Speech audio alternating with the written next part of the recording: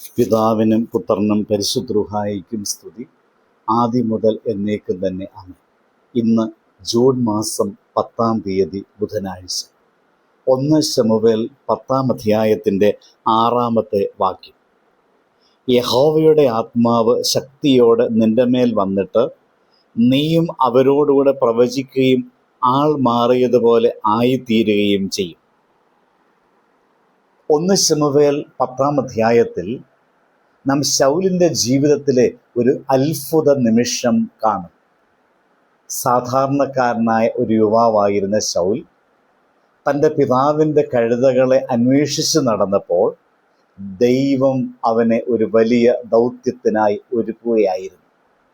മനുഷ്യരുടെ കണ്ണിൽ അവനൊരു സാധാരണ യുവാവായിരുന്നു. എന്നാൽ ദൈവത്തിൻ്റെ കണ്ണിൽ അവനൊരു രാജാവാകുവാനുള്ള വിളിയുള്ളവനായിരുന്നു. ആ സാഹചര്യത്തിലാണ് ശമൂവേൽ ശൗലിനോട് ഈ മഹത്തായ വാഗ്ദത്തം പറയുന്നത്. യഹോവയുടെ ആത്മാവ് നിന്റെ മേൽ ശക്തിയോടെ വരും, നീ മറ്റൊരു മനുഷ്യനായി തീരും.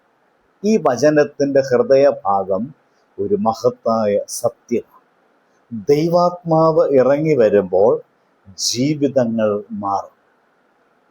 ഒരു മരുഭൂമിയിൽ മഴ പെയ്താൽ വരണ്ട മണ്ണ് പച്ചപ്പായി മാറുന്നത് പോലെ ദൈവാത്മാവ് ഒരു ഹൃദയത്തെ സ്പർശിക്കുമ്പോൾ അതിൽ പുതിയ ജീവൻ വിരിയുന്നു.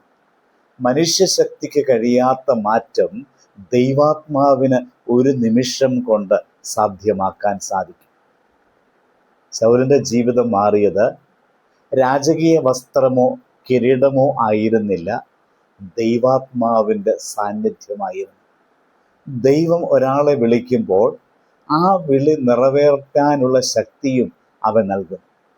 ദൈവം ഒരു വാതിൽ തുറക്കുമ്പോൾ അതിലൂടെ നടക്കാനുള്ള കൃപയും അവൻ നൽകും.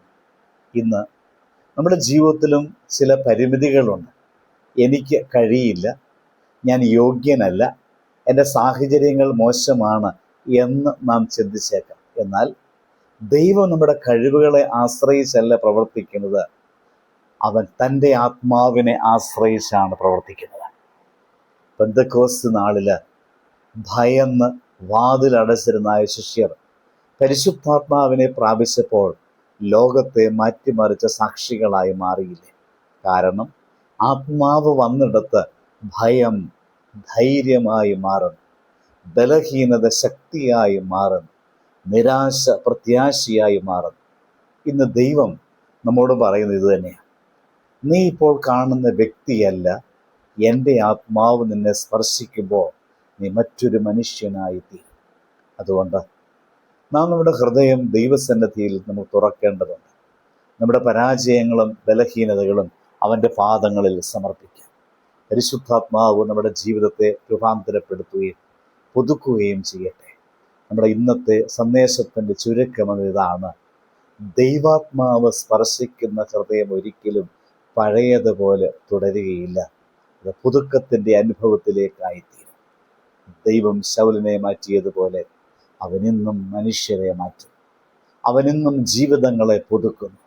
അവനിന്നും അസാധ്യതകളെ സാധ്യമാക്കുന്നു.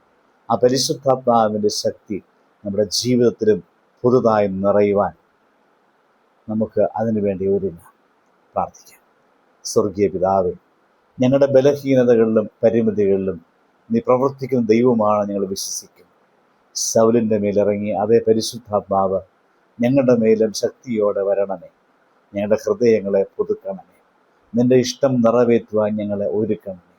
ഭയത്തെ ധൈര്യമായും നിരാശയെ പ്രത്യാശയായി മാറ്റുന്ന നിൻ്റെ ആത്മാവിനാൽ ഞങ്ങളെ നിറയ്ക്കണമേ. ആമേൻ.